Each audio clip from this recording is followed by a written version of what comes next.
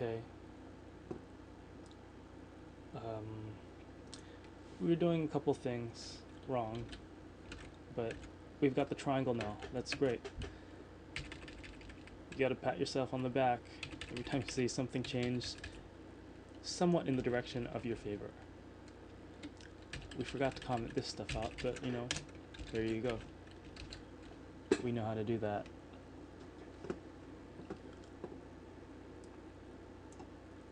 Alright, so that's what I'm looking for. Fortunately, the fill doesn't seem to work. Why do you think the fill doesn't work? Ah, yeah. We have to use the fill call instead of stroke path.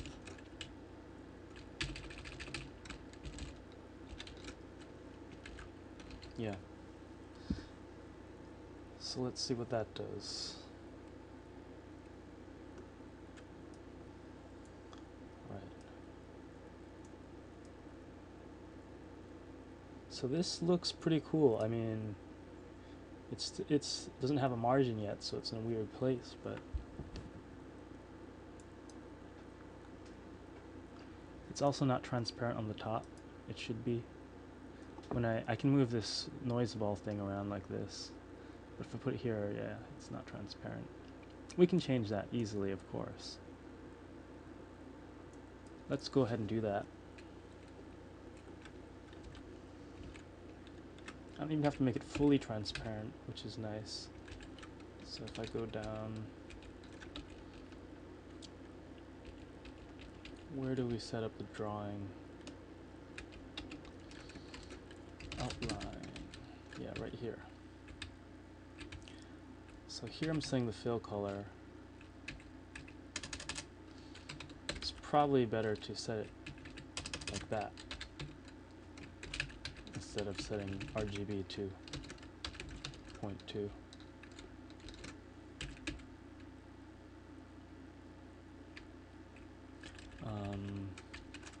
And then for the purple part,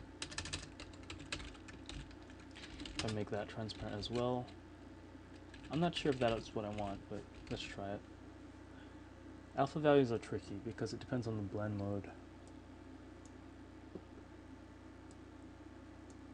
Yeah, but that looks reasonable. So now you can see frequency passes through, and when I drag the thing over, it gets drawn underneath.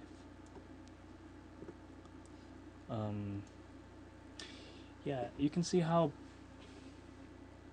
this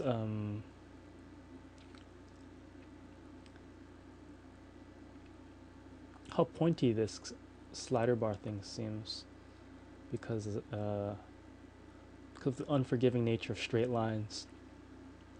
This is a little too sharp, I think. So I could do something like, yeah, instead of that,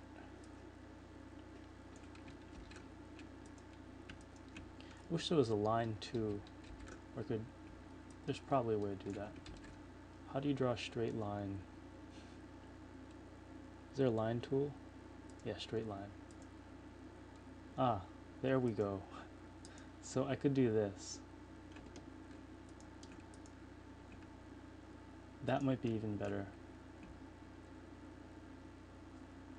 I could even round things out. It's nice to have round stuff sometimes.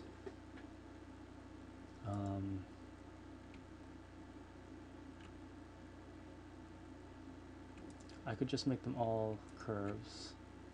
It would end up looking like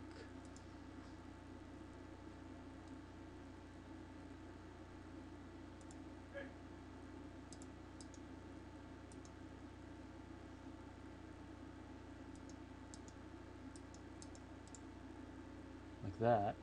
That took a lot of time. More like an ice cream cone,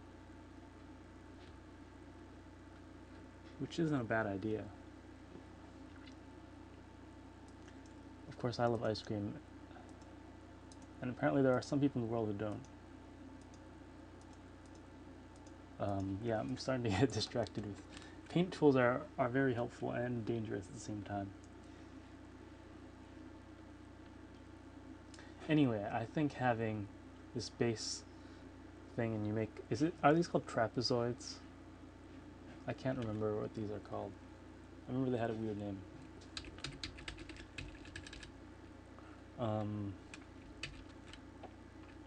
Yeah, let's add one more point. So instead of there, how about we go to there? Yeah. No. Yeah. We start at the 2/3 mark, and then we go to the, what is it? We go to the 1/3 mark, so we move left. I'll just run it, and that'll make a lot more sense.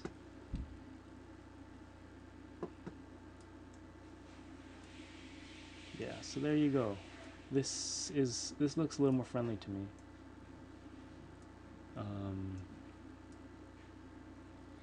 We've got a slider that pretty much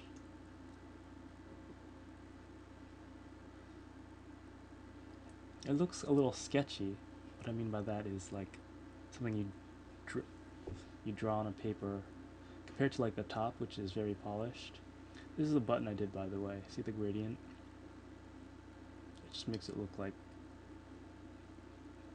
a little metallic or whatever, has some visual component or some Z component. This could just be a color thing too. We gotta work out the color scheme later. But if we made this a gradient, we'll have to think of how the color should look.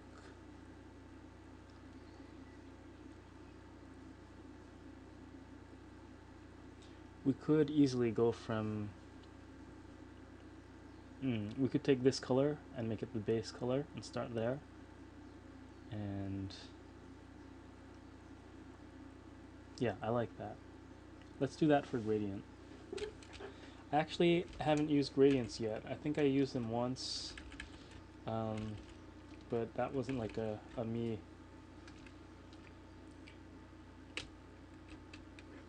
That was a very half-assed attempt. So I just remember there was a class called CG gradient. I don't remember anything else. So let's look it up. Gradients iOS. Yeah, it was this guy. I followed this. This guy has a lot of great tutorials. I think I did his core graphics tutorial for non-iOS. I don't know if it was him, but it was something that looked like this.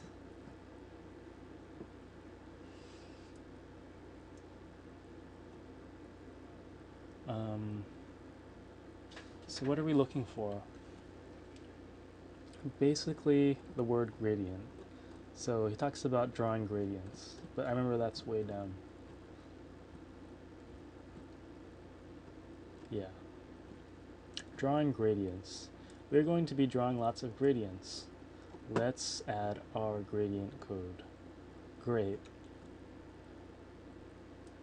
I can put myself back on the screen. I realized I was not.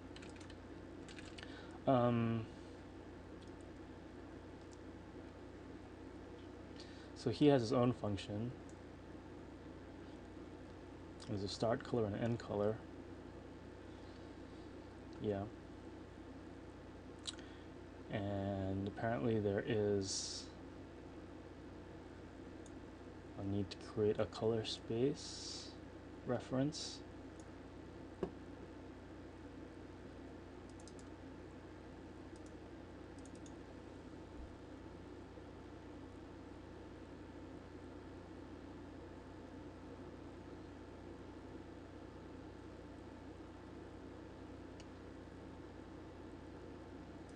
Yeah, I'm not sure I understand what's going on here.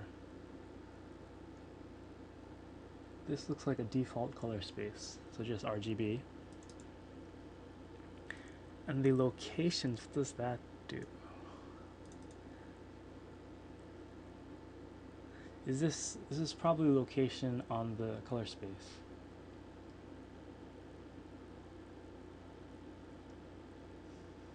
Ah. It's probably location in this array. I'm gonna guess that's what it is. Yeah, let's read what he has to say. There's a lot in this function. The first thing, we make our color space. Yeah, you just need RGB. Value of 0 means the start of the gradient. 1 would mean the end of the gradient.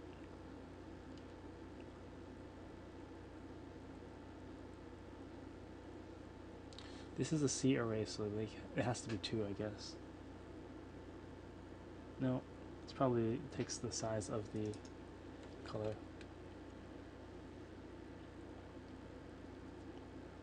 Yeah.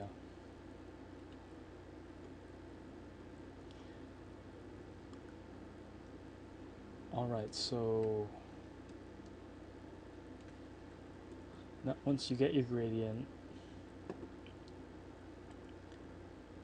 you add some path, and then you say draw linear gradient.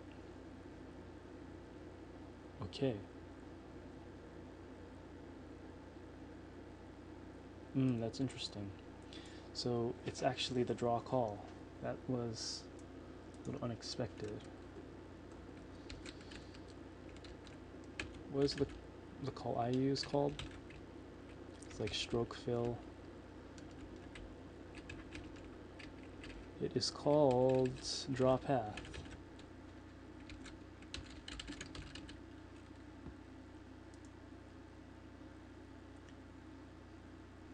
What is EO? EO means fill, then add the stroke path using the even odd rule. I forget what that means.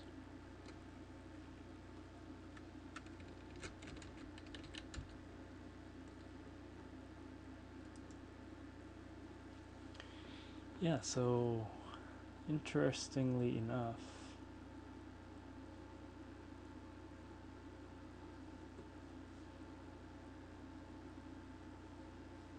it might be that I have to stroke the path and then fill it with this call.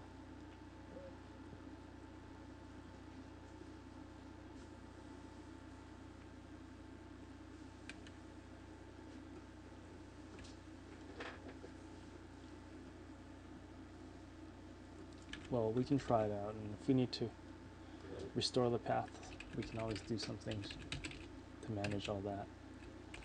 But so the thing is, we now need to take into account whether this is the part of the track with the outline or the part of the track that doesn't need it. Because there are two images. There's the part that is below the thumb and the part that's above the thumb. Let's just assume they all are above the thumb for now. And we'll do,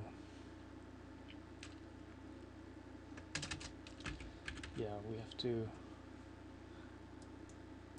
look at this guy. It takes two, no, that's not what we want. For setup, you need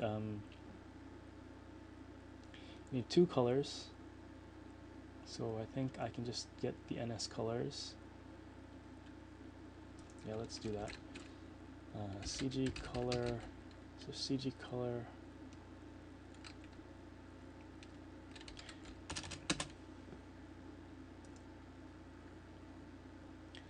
Apple says CG color create.